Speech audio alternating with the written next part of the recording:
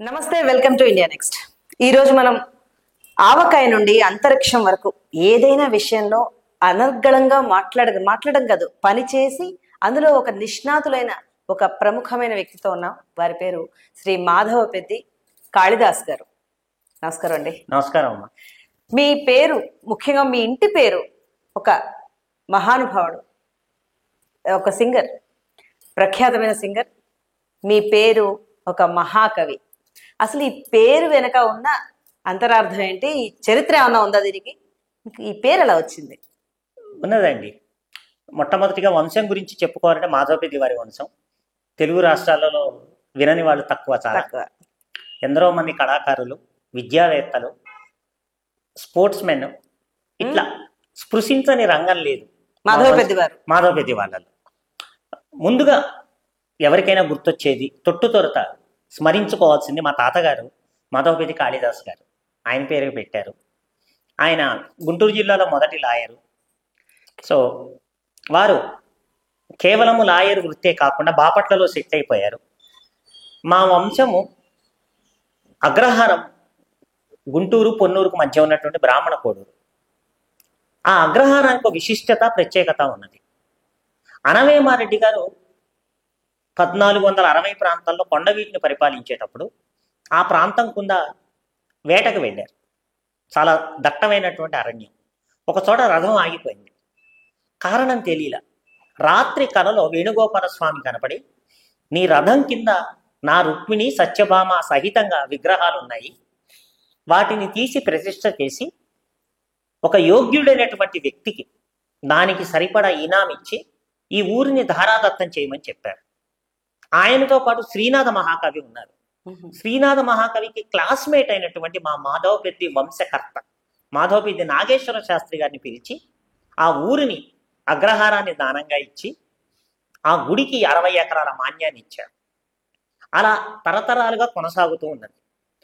వారు మహాకుండలిని శక్తి జాగృతం చేసినటువంటి మహాయోగి మాధవపెద్ది నాగేశ్వర శాస్త్రి గారు. ఆయనకి కలలో కుండలిని శక్తి నాగరూపంలో కనపడి, నేను మీ వంశంలో పుడతాను, దానివల్ల మీ మాధవపెద్ది వంశంలో చాలా ప్రత్యేకమైనటువంటి ప్రముఖమైనటువంటి వ్యక్తులు పుడతారు అని ఆశీస్సులు ఇచ్చారు ఆవిడ. అలా 17వ శతాబ్దంలో శ్వేతనాగ రూపంలో ఆవిడ పుట్టారు. మా వంశస్థులు ఆవిడకి గుడి కట్టించారు. ఈ రోజుకి కార్తీక పౌర్ణమి ఆవిడ పుట్టినరోజు. ఎక్కడ ఉన్నా ప్రపంచంలో మాధవపెద్ది కుటుంబం నుంచి అందరూ వెళ్ళి మొదటి కొబ్బరికాయ హారతి కొట్టి పూజ స్టార్ట్ చేసిన తర్వాత జాతర మొదలవుతుంది. ఇది 300-400 ఏళ్లుగా అవిచ్ఛిన్నంగా ఇప్పటిదాకా జరుగుతోంది. ఆ మహాతల్లి దయ వల్లే ఇందాక నేను చెప్పినట్లు చాలా వైవిధ్యము, వైశిష్ట్యము, విశిష్టత కలిగినటువంటి గొప్ప గొప్ప వాడు పుట్టారు. మనకున్న సమయం కొద్దీ వివరిస్తాను. ఇలా కాళిదాస్ తాతయ్య కేవలము లాయర్గా కాకుండా కాంగ్రెస్ పార్టీకి గుంటూరు జిల్లాలో కుడిభుజంగా ప్రకాశం పంతులు గారికి ఉండేవారు. రాజకీయ కాంగ్రెస్ పార్టీకి గుంటూరులో స్వాతంత్రోద్యమానికి, ఇప్పుడు కురుక్షేత్ర సంగ్రామంలో కృష్ణార్జునులాగా ప్రకాశం పంతులు గారు, కాళిదాస్ తాతయ్య ఇద్దరు ఉండేవారు. సో వాళ్ళిద్దరూ అంత గొప్పగా, అప్పుడు ఒంగోలు జిల్లా కూడా లేదు, మొత్తం గుంటూరు జిల్లాని, ఈ రోజు ఉన్నటువంటి ఒంగోలు గుంటూరు కలిపి గుంటూరు జిల్లాని. వారి ఖ్యాతి విని పండిట్ జవహర్లాల్ నెహ్రూ గారు క్విట్ ఇండియా మూవ్మెంట్ టైంలో జనజాగృతం చేయడానికి మొట్టమొదటిసారిగా సౌత్ ఇండియాకు వస్తే ప్రకాశం పంతులు గారు ప్రత్యేకంగా బాపట్లలో మా భవంతికి తీసుకొచ్చి వారు 2 రోజులు కాళిదాస్ తాతయ్య ఇంట్లో ఉన్నారు. వారు ఉండి ఆతిథ్యం స్వీకరించారు. నెహ్రూ గారు, పండిట్ నెహ్రూ గారు. ఆ ఫోటో కూడా ఉన్నది, మీకు అందజేస్తాను. తర్వాత మనం ఆది దంపతులు అన్నట్లు కాళిదాస్ తాతయ్య ఒక్కరే కాదు, మా నాయనమ్మ గారు పుణ్యవతి గారు అపర అన్నపూర్ణలాగా వచ్చిన వాళ్ళకి సొంత వాళ్ళకి తేడా లేకుండా వెండి కంచాలలో అన్నం పెట్టేది. నా చిన్నప్పుడు కూడా నేను చూశాను, 40-45 వెండి కంచాలు ఉండేవి. సో వాళ్ళు ఎన్నో సహాయాలు, నిరతాన్నదాతలు కాకుండా ఎటువంటి కార్యము, ధర్మకార్యము అయినా కాళిదాస్ తాత ఇన్వాల్వ్మెంట్ లేని బాపట్లలో కానీ గుంటూరులో కానీ ఉండేది కాదు. 1945 ప్రాంతంలో బ్రిటిషర్స్ని కొంచెం మేనేజ్ చేసి తమిళియన్స్ మధురై ప్రాంతంలో అగ్రికల్చరల్ కాలేజీ తీసుకెళ్తుంటే తాతయ్య, ప్రకాశం పంతులు గారు, ఎన్జి రంగా వంటి వాళ్ళు అడ్డుపడి బాపట్లలో అగ్రికల్చరల్ కాలేజీ 1945లో పెట్టించారు. అప్పటికి చిన్న పల్లెటూరు బాపట్ల. అటువంటి చిన్న ఊరికి 1945లో అగ్రికల్చరల్ కాలేజ్ రావటం చాలా పెద్ద గొప్ప చాలా విషయం. పెద్ద గొప్ప విషయం. ఆ తర్వాత రైల్వే స్టేషన్ కూడా ఒంగోలు, వాళ్ళు రైల్వే లైన్స్ వేశారు బ్రిటిషర్స్, మెడ్రాస్ నుంచి కలకటా వయా ఒంగోలు, బాపట్ల, విజయవాడ. ఒంగోలులో స్టాప్ పెట్టారు, నెక్స్ట్ విజయవాడలో పెట్టారు.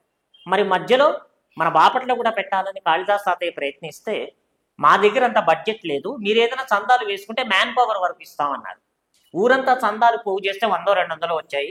తాతయ్య గారు 1000 రూపాయలు ఇచ్చి బాపట్ల స్టేషన్ కి అంకురార్పణ చేశారు. అబ్బా, ఇట్లా వారు చెయ్యని ధర్మకార్యం లేదు.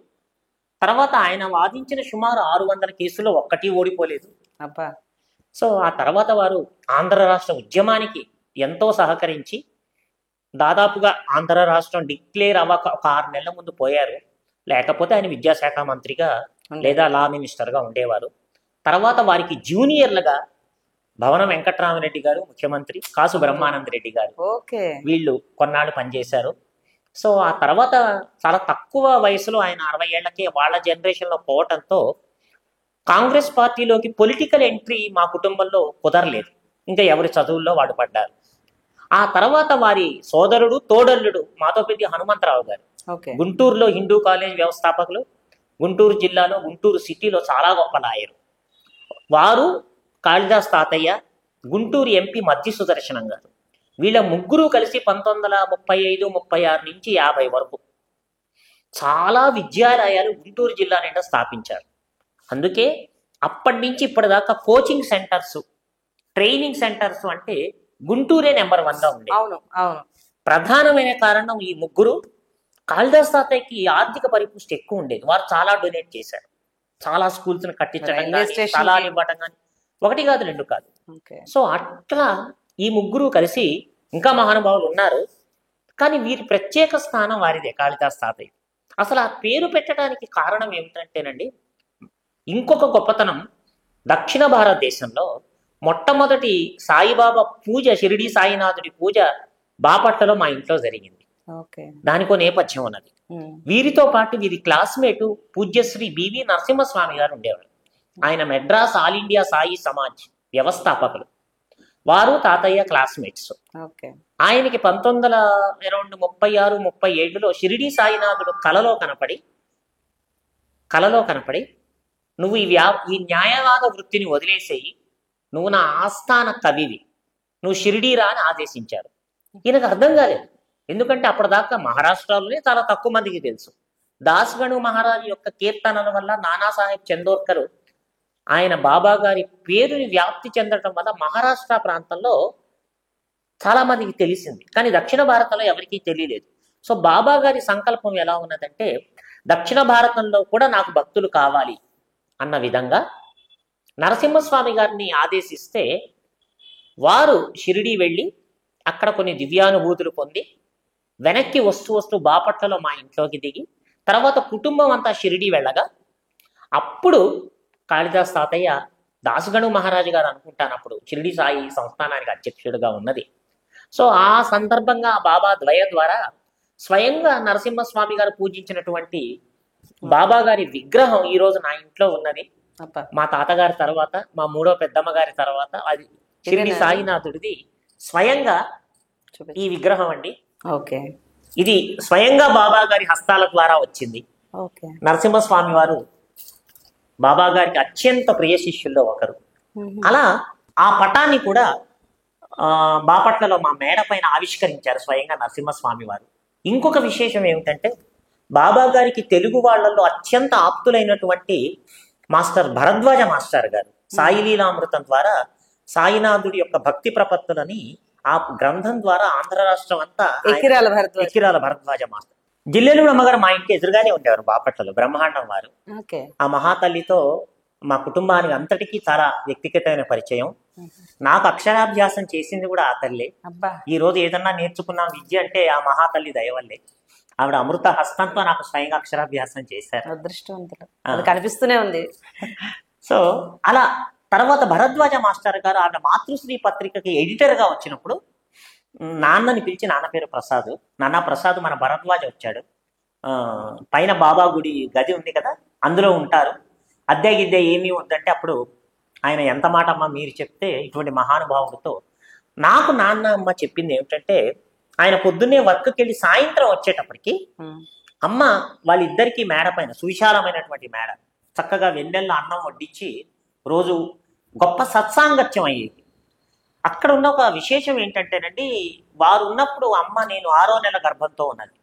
బహుశా వారి సంవాదం అంతా విని ఉంటానేమో. చాలా చిన్న వయసు నుంచే షిరిడి సాయినాథుడి మీద విశేషమైనటువంటి భక్తి ప్రపత్తులు కలిగాయి. బహుశా ఏదో పురాణాలలో మనం ప్రహ్లాదుడి గురించి విన్నాము. ప్రహ్లాదుడే అట్లాంటి దయ బాబా గారు ఆ మహానుభావుడి ద్వారా నా తల్లి గర్భం ద్వారా నేను విని ఉన్నానేమో. ఈ రోజు వరకు కూడా ఆ స్వామి దయ వల్ల 60-70 సార్లు షిరిడి వెళ్ళగలిగాను. నేను కొన్ని వందల సార్లు వారి సచ్చరిత్ర పారాయణ చేయగలిగాను. కార్గిల్ యుద్ధంలో చనిపోయేవాడిని నన్ను బాబా గారు మిరాకిల్ చేసి నన్ను బ్రతికించారు. సో ఇలా ఆ మహానుభావుడి కేవలం లా వృత్తి ఇవి కాకుండా కాళిదాస్ తాతయ్య ఇలా షిరిడి సాయినాథుడి మొట్టమొదటి పూజ బాపట్లలో జరగటము. అది మీ ఇంట్లో? మా ఇంట్లో. ఇప్పుడు మా ఇల్లు అమ్మి వేసిన చిన్న కార్ షెడ్ లో తాతయ్యకి లండన్ నుంచి ఇంపోర్ట్ చేసుకున్న 3 కార్లు ఉండేవి ఆ రోజుల్లో. ఒక కార్ షెడ్ లో మా పెద్ద నాన్నగారు కీర్తిశేషులు రామకృష్ణ గారి ఫ్యామిలీ అందరూ కలిసి ఇతోధికంగా వారు డొనేషన్స్ అవి ఇస్తే అది ఒక చిన్న కాళిదాస సాయి మందిరం అని వచ్చింది. ఇప్పటికీ ఉంది. ఆ పక్క వీధి పేరేమో తాతయ్య గారి పేరు పెట్టారు, కాళిదాస్ గారని. సో ఈ రకంగా పేరు తాతయ్య గారి తోడల్లుడు తమ్ముడు మాధవపెద్ది హనుమంతరావు గారు గుంటూరులో ఉండి వారు కూడా ఎన్నో విద్యాలయాలకి ఉంటూ బ్యాంకులకి ఉంటూ గొప్ప లాయర్గా పేరు గడించారు. ఆ తర్వాతి తరంలో తాతగారి అన్నయ్య కొడుకు మాధవపెద్ది రాధాకృష్ణమూర్తి గారు ఆ లెగసీని ఒక 30-40 ఏళ్ళు కంటిన్యూ చేశారు గుంటూరు పట్టణంలో. వారు ఎన్నో బ్యాంకులకి విద్యా సంస్థలకి సెక్రటరీగా ఉంటూ, అంటే అసలు న్యాయవాద వృత్తిలో గుంటూరులో మాధవపెద్ది వంశ ప్రాబల్యము ఒక రకంగా చెప్పాలంటే దాదాపు 60-70 ఏళ్ళు కొనసాగిందండి. కాళిదాస్ తాతయ్యతో మొదలుపెట్టి హనుమంతరావు గారితో కొనసాగిస్తూ మాధవపెద్ది రాధాకృష్ణమూర్తి గారు 30-40 సంవత్సరాలు. ఇప్పుడు మా కజిన్ రమణమూర్తి గారు కూడా ఆ లెగసీని కంటిన్యూ చేస్తున్నారు. అయితే మా తరంలోకి వచ్చాక ఎక్కడ న్యాయవాద వృత్తి ప్రత్యేకంగా మేము అభ్యసించలేదు. నా కజిన్స్ కానీ ఎవరైనా అందరూ ఇంజనీరింగ్ సైడే వెళ్ళిపోయారు. అది ప్రస్థానం. ఆ తర్వాత 6వ క్లాస్లో మేము హైదరాబాద్ నాన్న ప్రమోషన్ మీద రావటము ఇంక ఇక్కడే విద్య కంటిన్యూ చేయటం జరిగింది.